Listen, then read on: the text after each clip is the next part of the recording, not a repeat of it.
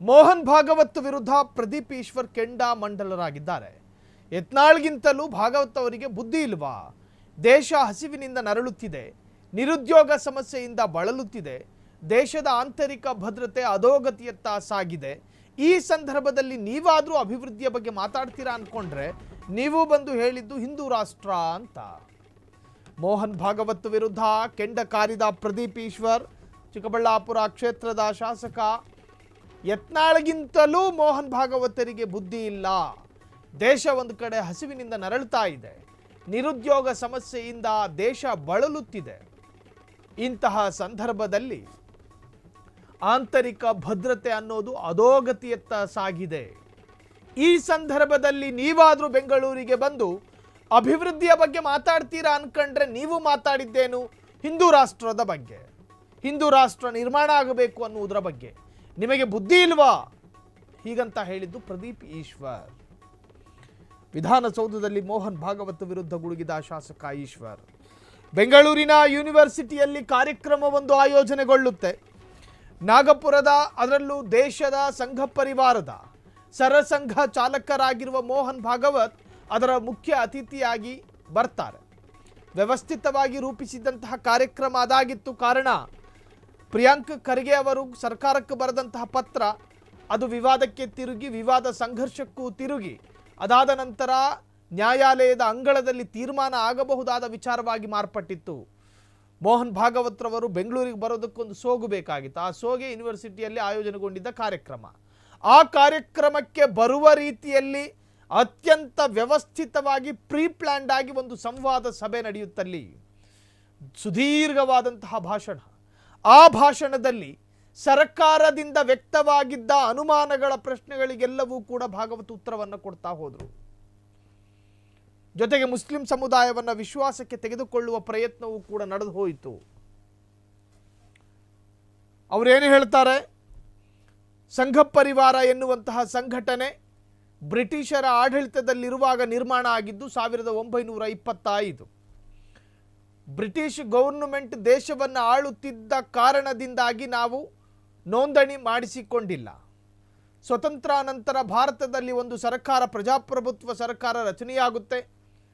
ಆ ರಚನೆಯಾದ ಸರ್ಕಾರ ಸಂಘ ಸಂಸ್ಥೆಗಳಿಗೆ ನೋಂದಣಿ ಮಾಡಿಕೊಳ್ಳುವುದು ಕಡ್ಡಾಯ ಎಂದು ನಿಯಮವನ್ನು ತಂದಿರಲಿಲ್ಲ. ಹಾಗಾಗಿ ನಾವು ನೋಂದಣಿ ಮಾಡಿಕೊಂಡಿಲ್ಲ. ನಮ್ಮದು ಸಂವಿಧಾನಬದ್ಧವಾದಂತಹ ಸಂಘಟನೆ. ನಮ್ಮಲ್ಲಿರ್ತಕ್ಕಂತಹ ಸ್ವಯಂ ಸೇವಕರೇ ಕೊಡುವಂತಹ ದೇಣಿಗೆ, ಗುರುದಕ್ಷಿಣೆ, ನಮಗೆ ವರಮಾನ, ನಮ್ಮ ಆದಾಯ, ಆ ಆದಾಯಕ್ಕೆ ತಕ್ಕದಾದ ತೆರಿಗೆಯನ್ನು ನಾವು ಸರ್ಕಾರಕ್ಕೆ ಕಟ್ಟುತ್ತಾ ಇದ್ದೀವಿ. ನಿಮಗೆ ಇನ್ನೂ ಅನುಮಾನಗಳಿದ್ದರೆ ನಮ್ಮ ಪ್ರಧಾನ ಕಚೇರಿಗೆ ಬನ್ನಿ. ನಮ್ಮ ಪ್ರತಿನಿತ್ಯದ ವ್ಯವಹಾರ, ಪ್ರತಿನಿತ್ಯದ ವಹಿವಾಟು ಎಲ್ಲದರ ಬಗ್ಗೆಯೂ ದಾಖಲೆಗಳನ್ನು ಇಟ್ಟುಕೊಂಡಿದ್ದೇವೆ. ಬೇಕು ಎನ್ನುವವರು ಕಚೇರಿಗೆ ಬಂದು ಕಲೆಕ್ಟ್ ಮಾಡ್ಕೊಳ್ಳಿ ಅಂತ ಹೇಳಿ ಬಹಿರಂಗವಾದ ಉತ್ತರವನ್ನು ಕೊಡ್ತಾರೆ. ಅದಾದ ನಂತರ ಹೇಳಿದ್ದೇನು? ಹಿಂದೂ ಅನ್ನೋದು ಧರ್ಮವಲ್ಲ, ಹಿಂದೂ ಅಂದರೆ ಭಾರತೀಯರನ್ನು ಹಿಂದೂ ಎಂದು ಕರೆಯುತ್ತೇವೆ. RSSಗೆ ಸೇರಿಕೊಳ್ಳುವುದಕ್ಕೆ ಯಾರಿಗಾದರೂ ಇಚ್ಛೆ ಇದ್ದಲ್ಲಿ ನೀವೆಲ್ಲರೂ ಹಿಂದೂಗಳಾಗಿ ಬರಬೇಕು. ಹಿಂದೂ ಅಂದರೆ ಧರ್ಮ ಅಲ್ಲ, ಹಿಂದೂ ಅಂದರೆ ಇಂಡಿಯನ್ಸ್ ಅನ್ನುವ ಪರಿಕಲ್ಪನೆ ಅಂತ ಸಂಘ ಪರಿವಾರದ ನಾಯಕ ಹೇಳ್ತಾರೆ. ಹಿಂದೂ ಅಂದರೆ ಇಂಡಿಯನ್ಸ್, ಭಾರತೀಯ ಅನ್ನೋ ಪರಿಕಲ್ಪನೆ. ಆ ಅರ್ಥದಲ್ಲಿ ನೀವು ಬರುವುದಾದರೆ ನಿಮ್ಮ ಬ್ರಾಹ್ಮಣ್ಯವನ್ನು ಸೈಡಿಗಿಡಬೇಕು, ನಿಮ್ಮ ಇಸ್ಲಾಮನ್ನು ಸೈಡಿಗಿಡಬೇಕು, ನಿಮ್ಮ ಕ್ರಿಶ್ಚಿಯಾನಿಟಿಯನ್ನು ಸೈಡಿಗಿಡಬೇಕು, ನಿಮ್ಮ ಪಾರ್ಸಿ ಸಿಕ್ಕು ಏನೇ ಆಗಿದ್ರೂ ಅದನ್ನು ಸೈಡಿಗಿಟ್ಟು ನೀವು ಭಾರತೀಯರಾಗಿ ಬರಬೇಕು. ದೇಶದ ಅಭಿವೃದ್ಧಿಯ ಬಗ್ಗೆ ಮಾತನಾಡಲಿಲ್ಲ ಮೋಹನ್ ಭಾಗವತ್. ಪ್ರದೀಪ್ ಈಶ್ವರ್ ಹೇಳ್ತಾರೆ, ದೇಶದ ಇಲಿಟ್ರೇಟ್ ಸ್ಥಿತಿಯ ಬಗ್ಗೆ ಮಾತನಾಡುವುದಿಲ್ಲ. ಅನಕ್ಷರತೆ ತಾಂಡವಾಡ್ತಾ ಇದೆ ದೇಶದಲ್ಲಿ, ಅದರ ಬಗ್ಗೆ ಮಾತನಾಡಲಿಲ್ಲ. ದೇಶದಲ್ಲಿ ನಿರುದ್ಯೋಗ ಸಮಸ್ಯೆ ಇದೆ, ಅದರ ಬಗ್ಗೆ ಮಾತನಾಡಲಿಲ್ಲ. ದೇಶದಲ್ಲಿ ಬಡತನ ಅನ್ನೋದು ಕಾಲು ಮುರ್ಕೊಂಡು ಬಿದ್ದಿದೆ, ಅದರ ಬಗ್ಗೆ ಮಾತನಾಡಲಿಲ್ಲ. ದೇಶದ ಆಡಳಿತದಲ್ಲಿ ಸುಧಾರಣೆಗಳು ಬೇಕು, ಅದರ ಬಗ್ಗೆ ಮಾತನಾಡಲಿಲ್ಲ. ಮಾತನಾಡಿದ್ದು ಏನು? ಹಿಂದೂ ರಾಷ್ಟ್ರ ನಿರ್ಮಾಣ ಆಗಬೇಕು, ಹಿಂದೂ ರಾಷ್ಟ್ರ ದೇಶದಲ್ಲಿ ನಿರ್ಮಾಣ ಆಗಬೇಕು ಅಂತ. ನಿಮಗೆ ಯತ್ನಾಳು ಪ್ರತಾಪ್ ಸಿಂಹರಿಗಿಂತಲೂ ಬುದ್ಧಿ ಕಡಿಮೆ ಇದೆಯಾ ಅಂತ ಹೇಳ್ತಾರೆ ಪ್ರದೀಪ್ ಈಶ್ವರ್. ಇವತ್ತು ವಿಧಾನಸೌಧದಲ್ಲಿ ಕಾಂಗ್ರೆಸ್ ಮುಖಂಡರುಗಳ ಸಭೆ ಇತ್ತು. ಆ ಸಂದರ್ಭದಲ್ಲಿ ಪ್ರದೀಪ್ ಈಶ್ವರ್ ಕೂಡ ಆ ಕಾರ್ಯಕ್ರಮದಲ್ಲಿ ಭಾಗಿಯಾಗಿದ್ದರು. ಆ ಸಂದರ್ಭ ಮೋಹನ್ ಭಾಗವತ್ ರವರ ಒಂದಷ್ಟು ಪ್ರಶ್ನೆಗಳಿಗೂ ಕೂಡ ಉತ್ತರ ಕೊಡುವಂತಹ ಪ್ರಯತ್ನ ಪ್ರದೀಪ್ ಈಶ್ವರ್ ಕಡೆಯಿಂದ ಇವತ್ತು ಸಿಕ್ಕಿದೆ.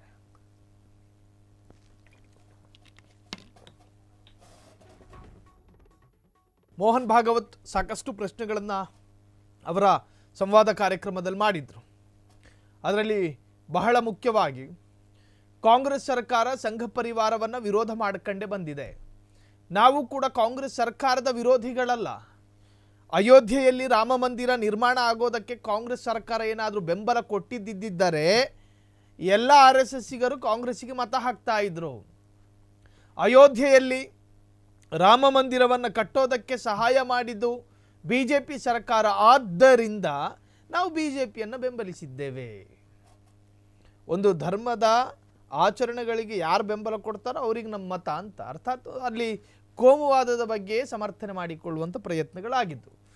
ನೀವು ಬಂದು ಹಿಂದೂ ರಾಷ್ಟ್ರದ ಬಗ್ಗೆ ಮಾತಾಡಿದ್ದೀರಿ, ನಿಮಗೆ ಬುದ್ಧಿ ಇಲ್ವಾ? ಚಿಕ್ಕಬಳ್ಳಾಪುರ ಕ್ಷೇತ್ರದ ಶಾಸಕ ಪ್ರದೀಪ್ ಈಶ್ವರ್ ಕೆಂಡ ವಿಧಾನಸೌಧದಲ್ಲಿ ಮೋಹನ್ ಭಾಗವತ್ ವಿರುದ್ಧ ಪ್ರದೀಪ್ ಈಶ್ವರ್ ಗುಡುಗಿದ್ದಾರೆ. ಕ್ಷಣ ಕ್ಷಣದ ಸುದ್ದಿಗಳಿಗಾಗಿ ಫ್ರೀಡಂ ಟಿವಿ ಸಬ್ಸ್ಕ್ರೈಬ್ ಮಾಡಿ, ಲೈಕ್ ಮಾಡಿ ಹಾಗೂ ಫಾಲೋ ಮಾಡಿ. ಹೊಸ ಸುದ್ದಿಗಳ ನೋಟಿಫಿಕೇಶನ್ಗಾಗಿ ಬೆಲ್ ಐಕಾನ್ ಮೇಲೆ ಕ್ಲಿಕ್ ಮಾಡಿ.